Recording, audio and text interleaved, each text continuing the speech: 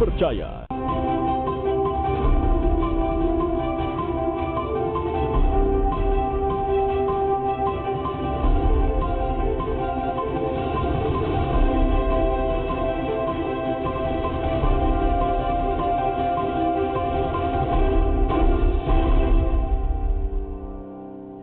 Selamat pagi saudara, apa kabar Anda di pagi hari ini? Senang sekali Sapa Sulsel kembali lagi hadir menjumpai Anda di pagi ini untuk memberikan inspirasi, baik itu berupa perbincangan maupun informasi menarik untuk Anda di pagi ini. Tentunya ada saya Hendra Bakti yang akan menjadi rekan Anda selama kurang lebih 30 menit ke depan, yang tentunya akan menyajikan ulasan menarik. Nah, kira-kira perbincangan menarik apa di pagi ini yang akan kita sajikan untuk Anda?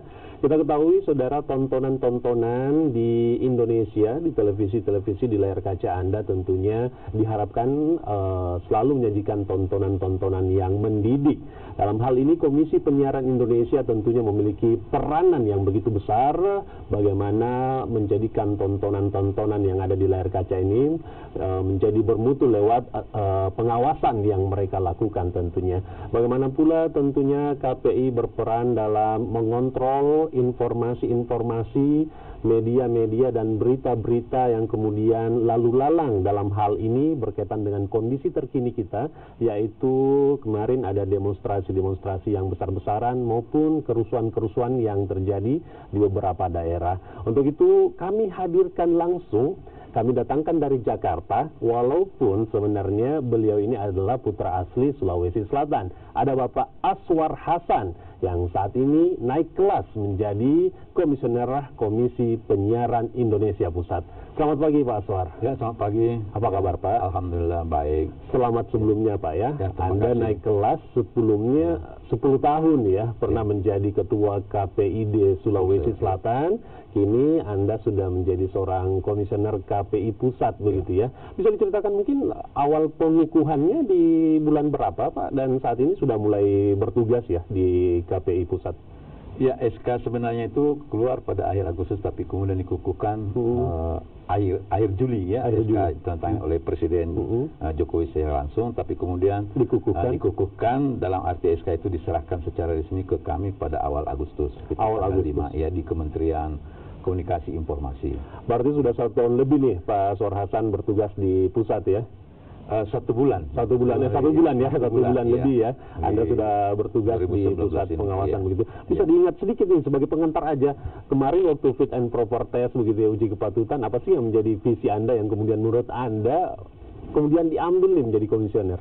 Ya, salah satu poin yang penting dalam fit proper test yang ditanyakan oleh Komisi 1 kepada saya itu adalah terkait dengan visi misi saya dan kemudian komitmen saya. Nah, visi misi saya itu kan bagaimana lembaga penyiaran ini tetap berperan sebagai pengawal demokrasi, khususnya lembaga penyiaran daerah sebagai ujung tombak demokratisasi dalam konteks otonomi daerah. Itu tetap penting untuk dipertahankan dan tetap untuk disupport oleh negara keberadaannya. Oke, baik. Itu sebagai pengantar aja Pak Aswar, kita mulai perbincangan kita. Ini terkait dengan saat ini, kita mulai dengan yang isu terkini aja begitu ya, bahwa aksi demonstrasi di Indonesia beberapa hari ini begitu marak begitu ya, lalu lalanglah informasi-informasi yang beredar di media sosial dan lain-lain, bahkan di media mainstream yang saat ini mungkin pemberitaannya sudah diterima oleh masyarakat. Nah, kita nih sebagai masyarakat Indonesia tentunya membutuhkan media atau informasi yang harus benar-benar kita pilah, yang kemudian tidak menjadi informasi yang hoax dan membuat masyarakat jadi bingung. Nah, perannya di KPI dalam posisi hal seperti ini tuh seperti apa Pak? Mengatur kemudian agar pemberitaan terkait demonstrasi dan rusuh di beberapa provinsi ini itu justru tidak semakin membuat masyarakat itu bimbang dan menerima informasi hoax dan lain-lain begitu. Ya, dalam konteks itu maka Komisi Penyiaran Indonesia itu tetap mendorong lembaga penyiaran mainstream seperti Kompas TV ya, yang bersiaran melalui kanal frekuensi secara terestrial untuk mengambil posisi terdepan. Mengapa? Karena sekarang ini banyak sekali informasi-informasi yang sifatnya itu model siaran, tetapi tidak bisa dipertanggungjawabkan secara benar dan objektif mengikuti kaidah-kaidah prinsip-prinsip faktual. Nah, dalam konteks itu maka media mainstream seperti TV yang menggunakan frekuensi secara sah melalui terestrial misalnya, diharapkan mengambil posisi terdepan. Sebagai contoh, banyak statement-statement petinggi negara kita yang kemudian dimanipulasi menjadi sesuatu yang hoax. Tapi fakta, ada gambar, ada suara, dan itu dianggap bahwa yang pejabat itu adalah bersuara seperti itu. Tetapi narasi aslinya sebenarnya bukan itu, tetapi sudah dirubah. Nah, konten-konten hoax ini sepertinya memang banyak mempengaruhi masyarakat. Nah, hal ini tidak boleh masuk ke media mainstream melalui TV yang bersiaran secara terestrial misalnya. Justru diharapkan media mainstream seperti Kompas TV itu menjadi referensi utama masyarakat untuk melakukan verifikasi perbandingan terhadap siaran-siaran yang banyak tersebar luas melalui media sosial yang masuk ke handphone yang hampir dimiliki setiap masyarakat kita. Nah, dengan demikian maka masyarakat diharapkan bisa lebih cerdas, lebih arif untuk menilai, untuk kemudian memutuskan untuk bersikap berdasarkan informasi yang diterima melalui media sosial dalam bentuk siaran-siaran live streaming itu, yang sesungguhnya tidak semuanya benar. Berarti poinnya yang ingin ditangkap adalah KPI mengajak para wartawan media untuk menjaga negara kita ini secara bijak dengan prinsip demokrasi. Dengan langkah seperti apa? Apakah dengan memilih headline, memajukan, menaikkan headline yang harus pilih untuk kemudian memberikan angin segar yang tidak terlalu menakutkan begitu? Ya, benar sekali. Jadi waktu itu kita kemudian menawarkan bagaimana mengedepankan jurnalisme damai, jurnalisme yang berprinsip pada demokrasi faktual dan secara objektif. Dan semua teman-teman dari tingkat reporter sampai redaktur itu sepakat bahwa untuk kasus itu kita menjaga negara kita secara demokrasi dan menghindari berita-berita yang memprovokasi dan tidak mencerdaskan, yang kemudian bisa menimbulkan kegaduhan, kerusuhan yang ujung-ujungnya adalah kerugian masif di tengah masyarakat itu sendiri. Itu sudah menjadi komitmen. Tetapi kemudian permasalahannya adalah bagaimana menghadapi siaran-siaran berbasis media sosial yang di-upload oleh secara individu ataupun orang-orang yang tidak jelas. Nah, inilah yang kemudian menjadi tantangan secara langsung bagi media mainstream kita, khususnya media televisi, penyiaran televisi yang menggunakan kanal lewat terestrial misalnya. Ini menjadi tantangan. Dengan demikian maka ke depan profesionalisme dan objektifikasi berdasarkan fakta-fakta itu menjadi hal yang penting dikedepankan oleh teman-teman media mainstream seperti Kompas TV misalnya, sehingga masyarakat itu selalu merujuk ketika misalnya masyarakat mau mengambil keputusan, benar tidak informasi ini, maka dia akan cari Kompas TV, dia buka channelnya, dia simak beritanya. Kalau itu tidak dimuat, nah maka dia patut curiga bahwa ini kemungkinan berita hoax. Itu di situ tantangannya. Dalam hal ini memang kita memiliki visi misi seperti itu, tapi edukasi ke masyarakatnya juga lah yang mungkin harus kita tingkatkan di sini begitu ya, terkait dengan hal seperti itu. Walaupun visi program yang kita tawarkan seperti itu, tapi ketika masyarakat tidak teredukasi memilih media yang kemudian untuk membandingkan dan melihat apakah hoax atau tidak, itu bisa dibilang sama aja begitu Pak ya. Tapi nanti ada pertanyaan penting, kalau tadi didiskusikan bahwa media, reporter dan lain-lain, redaktur, pemilihan redaksi, kata-kata dan lain-lain harus memberikan hal-hal yang membawa rasa nyaman, angin sejuk. Tapi kalau dengan demikian berarti kadang kita tidak berbicara sesuai fakta dong. Nanti kita akan jawab. Setelah jeda tetaplah bersama kami di Sapa Sulsel.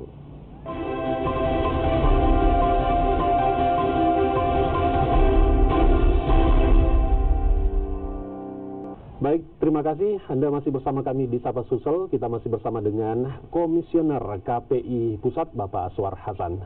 Pak Aswar tadi disampaikan bahwa media diajak kemudian mengedepankan berita-berita yang bisa membuat masyarakat tidak panik, merasa nyaman dan lain-lain begitu. Apakah ini bisa diartikan bahwa ini diarahkan untuk tidak menuliskan fakta secara benar di lapangan, atau bagaimana tujuan di balik ini? Ya, justru bagaimana teman-teman media mainstream itu mencari fakta yang relevan untuk kepentingan kita dalam bernegara, tidak mencari fakta yang bisa menggerogoti nasionalisme kita. Nah, disinilah kemudian menjadi tantangan bahwa KPI itu juga harus menghindari jangan sampai dianggap memberi pembatasan, ya, menghalangi kebebasan pers. Itu tidak boleh. Itu sudah menjadi kesepakatan karena itu menjadi normal, menjadi komitmen kita bersama. Ya, yang menjadi poinnya adalah bagaimana menggunakan kebebasan itu untuk menjaga atmosfer demokrasi di tengah masyarakat kita. Karena masyarakat kita butuh informasi yang benar, yang objektif. Jangan sampai kemudian informasi yang tidak benar dan tidak objektif itu yang mendominasi pikiran masyarakat kita sehingga memicu terjadinya kerusuhan, kegaduhan dan kepanikan. Nah, disinilah posisi peran strategis media penyiaran yang mainstream itu untuk kemudian menghalau ataupun membingkai ataupun mengawal informasi itu sehingga masyarakat mengambil keputusan secara tepat dan benar dalam kehidupan bernegara dan tidak dirasuki, tidak dipengaruhi, tidak diprovokasi oleh informasi-informasi yang tidak didukung oleh fakta, terlebih jika itu kemudian bertentangan dengan prinsip-prinsip demokrasi kita dalam bernegara. Bahwa ada loyalitas itu terhadap komitmen nasionalisme itu sudah menjadi kesepakatan bersama.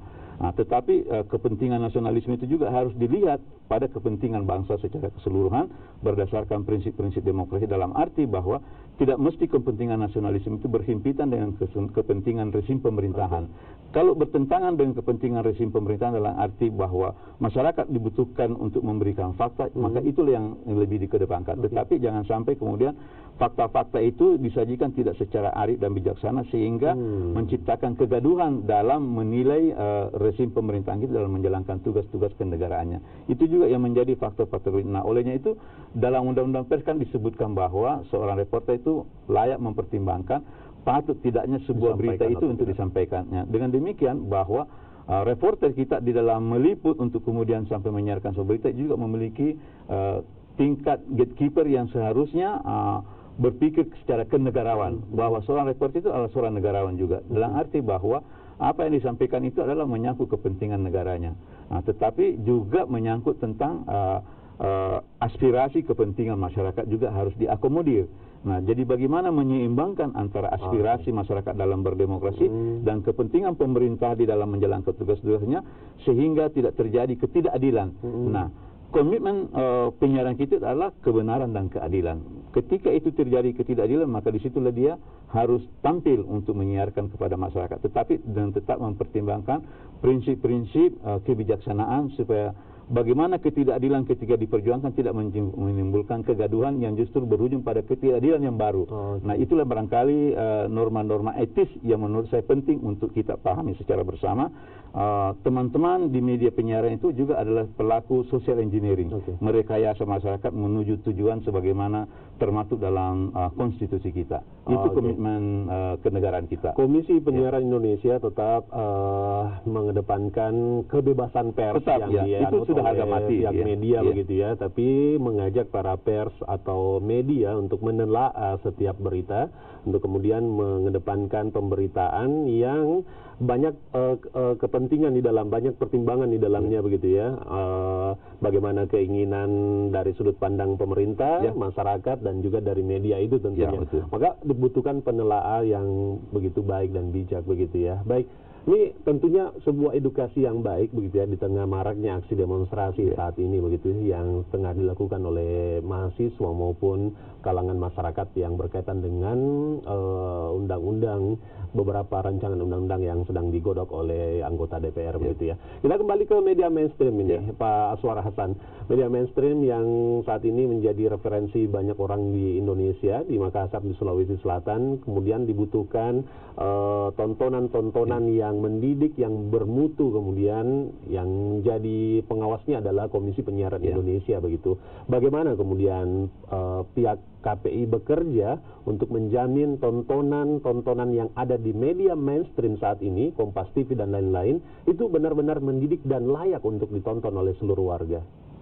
Ya, dalam konteks itu ada satu pedoman umum yang menjadi komitmen bersama, baik itu KPI maupun teman-teman lembaga penyiaran, baik dia dalam kapasitas sebagai redaktur ataupun reporter, yaitu kiranya untuk tetap patuh dan taat pada P3SPS, yaitu pedoman perilaku penyiaran dan program siaran itu sendiri. Nah, dalam konteks itu maka dalam pedoman perilaku penyiaran itu ada prinsip-prinsip etika yang sudah menjadi norma umum. Nah, dalam konteks ini misalnya secara garis besar ada kepentingan publik yang harus kita jaga bersama. Dalam menjaga kepentingan publik itu secara bersama, teman-teman media penyiaran baik itu sebagai reporter ataupun redaktur tetap diberi ruang kebebasan, dan itu menjadi hak normatif yang melekat pada dirinya yang tidak boleh diintervensi oleh siapapun.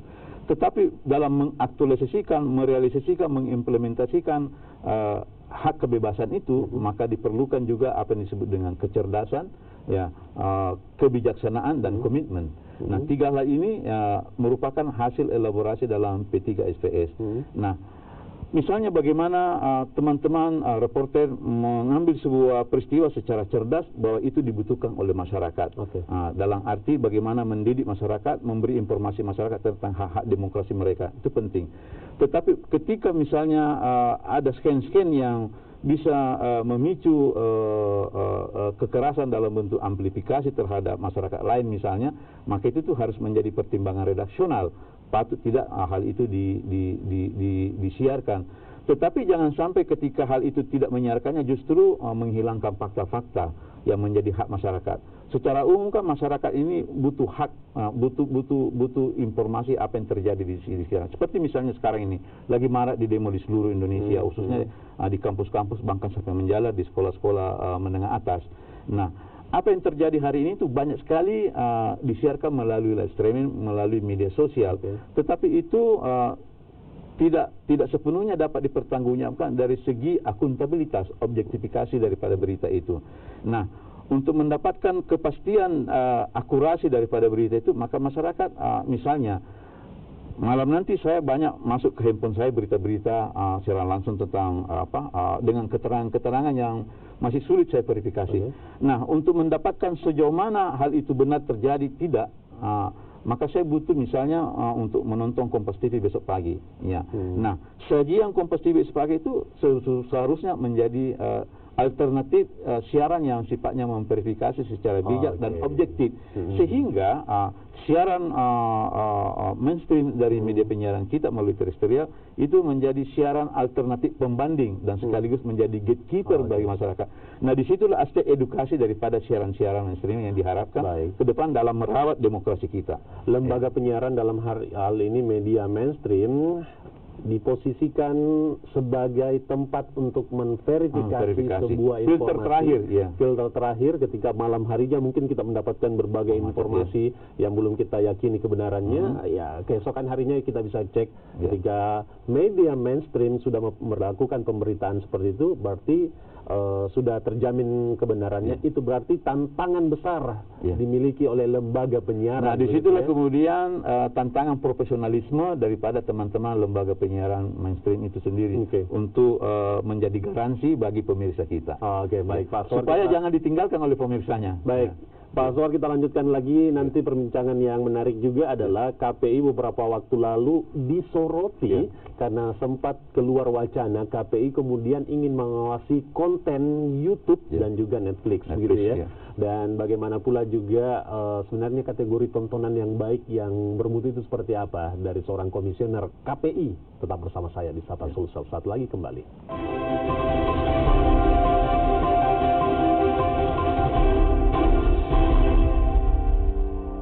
Segmen terakhir di Sapa Sulsel, semakin hangat perbincangan kita dengan Bapak Aswar Hasan sebagai komisioner Komisi Penyiaran Indonesia yang memiliki tugas dan wewenang untuk mengawasi penyiaran, media-media, lembaga penyiaran yang ada di Indonesia. Begitu, kita kembali lagi. Pak Aswar, sebagai seorang komisioner baru, Pak Ketua KPI beberapa waktu lalu sempat menghebohkan nih satu Indonesia bahwa ada wacana akan mengawasi konten-konten yang ada di YouTube dan juga Netflix begitu. Mungkin bisa diceritakan sedikit ini, KPI mendapat sorotan banyak begitu dari netizen terutama yang mengatakan bahwa KPI sudah terlalu melangkah terlalu jauh dan lain-lain begitu ya. Komentarnya, tanggapannya sebagai seorang komisioner terkait dengan banyaknya sorotan tajam kepada KPI dengan adanya wacana pengawasan YouTube. Ya, pertama komentar ketua terpilih pada waktu itu sebenarnya merupakan refleksi dari kekhawatiran beliau sebagai komisioner incumbent, berdasarkan keluhan-keluhan masyarakat juga bahwa siaran-siaran over the top yang melalui internet dalam bentuk siaran TV, model TV, itu siapa sesungguhnya yang harus mengontrol? Karena di situ ada kebebasan, ada siaran-siaran cukup vulgar, kekerasan dan seterusnya, terutama bagi usia rentan anak-anak. Kebetulan Ketua KPI terpilih itu mendapat keluhan-keluhan yang cukup masif tentang hal itu, sehingga mewacanakan ke depan agar hal itu juga dikontrol oleh KPI dengan perspektif bahwa rancangan undang-undang KPI sekarang yang mau merevisi undang-undang sekarang ini itu memungkinkan memasukkan klausul itu. Nah, inilah kemudian menjadi sorotan karena secara normatif untuk undang-undang penyiaran sekarang ini memang tidak mengatur hal itu secara tegas dalam belum ada aturan, belum ada regulasi. Jadi bukan menjadi ranah kewenangan KPI sekarang secara normatif. Nah, dalam konteks itu maka pernyataan itu tidak relevan kalau untuk undang-undang sekarang. Tapi untuk perspektif wacana untuk revisi undang-undang yang akan datang bisa saja menjadi satu bentuk aspirasi, dan ternyata memang ada juga yang mendukung meskipun banyak yang sangat mengkritisi. Baik. Dalam hal ini tentunya ini pengawasan media sosial seperti YouTube ini adalah kewenangan dari Kominfo sendiri yang dikatakan bahwa jika terkait dengan konten-konten YouTube yang kemudian dikhawatirkan kemudian dipermasalahkan, maka KPI masyarakat justru harus menginformasikannya kepada Kominfo yang kemudian akan men-take down itu begitu dari YouTube begitu ya. Karena aspek kontroversialnya itu apakah konten yang di Netflix ataupun di YouTube itu masuk kategori penyiaran broadcasting. Apakah menggunakan frekuensi yang menjadi kewenangan KPI untuk mengamanahkan dalam bentuk perizinan misalnya. Nah, ini kan lebih dominan pendapat mengatakan bahwa tidak termasuk kategori itu, sehingga bukan wilayah KPU untuk mengontrolnya. Nah, inilah kemudian menjadi patokan pandangan yang menyudutkan KPI. Tapi kalau kemudian ternyata revisi undang-undang itu memasukkan klausul itu menjadi wilayah kerja daripada KPI, ya mengapa tidak? Dan itu pun nanti jika memang benar wacana ini itu masih ada proses panjang begitu pengamatan tim ahli. Poin pentingnya barangkali bahwa konten lewat over the top yang disiarkan melalui YouTube misalnya dan sebagainya itu memang patut patut untuk dipermasalahkan. Permasalahannya adalah siapa yang menjadi berwenang untuk mempermasalahkan itu masalahnya. Karena ternyata ada juga kelompok masyarakat yang datang ke KPI untuk mengatakan ya itu memang bermasalah, mohon itu kalau bisa diatur KPI. Tetapi lebih banyak yang mengkritik, yang tidak setuju karena secara normatif klausul dalam undang-undang penyiaran sekarang itu tidak mengamanahkan untuk mengontrol. Harus didengarkan oleh pihak KPI tentunya. Dari tadi kita mungkin lebih banyak memperbincangkan terkait dengan pemberitaan, informasi yang beredar begitu ya. KPI juga tentunya menjadi kewenangannya untuk mengawasi bagaimana acara-acara sinetron, bagaimana acara-acara bisa dibilang informasi-informasi dari dunia artis yang kadang kita disuguhkan dengan ada istilah gimmick yang ada di layar kaca saat ini. Nah, KPI memandang seperti apa sinetron yang tidak baik, kemudian gimmick-gimmick yang dilakukan oleh artis-artis di media mainstream ini seperti apa pandangannya? Kebetulan beberapa waktu lalu KPI itu meluncing hasil riset evaluasi atau monitoring dari beberapa program siaran televisi. Nah, termasuk untuk kategori sinetron itu mendapat peringkat yang sangat rendah. Kita ada standar kualifikasi kualitas konten siaran, yaitu misalnya 3, sekian. Nah, untuk sinetron itu tidak ada yang mencapai itu. Kalau yang lainnya berita misalnya atau itu sudah ada lewat daripada 3. Tanpa perlu saya sebut misalnya lembaga penyiarannya. Tapi secara rata-rata dari seluruh lembaga penyiaran yang menyajikan program siaran sinetron, itu rata-rata tidak memenuhi unsur kualitas yang diinginkan oleh masyarakat dalam konteks yang mendidik dan informatif. Lalu semua rata-rata di bawah 3. Nah, ini menjadi catatan penting untuk KPI untuk kita sampaikan kepada lembaga penyiaran bahwa sinetron yang Anda siarkan selama ini itu kualitasnya sangat rendah dan tidak mendidik masyarakat. Jika tidak mendengar, ada sanksi? Ya, kalau jelas kemudian dia memproduksi lagi siaran-siaran sinetron dan ada scan-scan yang jelas bertentangan dengan P3SPS, itu pasti kita akan berikan sanksi. Ya. Diminta atau tidak diminta, ya peringatan, bahkan sampai pada penghentian program acara tersebut. Ya. Bahkan di awal periode saya ini sudah ada sekitar 15 program acara yang kita beri sanksi, dan itu sudah ramai ya. Kayaknya mudah-mudahan di tangan Bapak dan juga rekan-rekan di KPI ini memang harus sedikit kejam nih kayaknya Komisi Penyiaran kejam untuk kepentingan kebaikan masyarakat. Saya setuju kalau itu. Baik, nah terakhir nih Pak Aswar, masyarakat butuh diedukasi begitu ya, bagaimana kemudian masyarakat bisa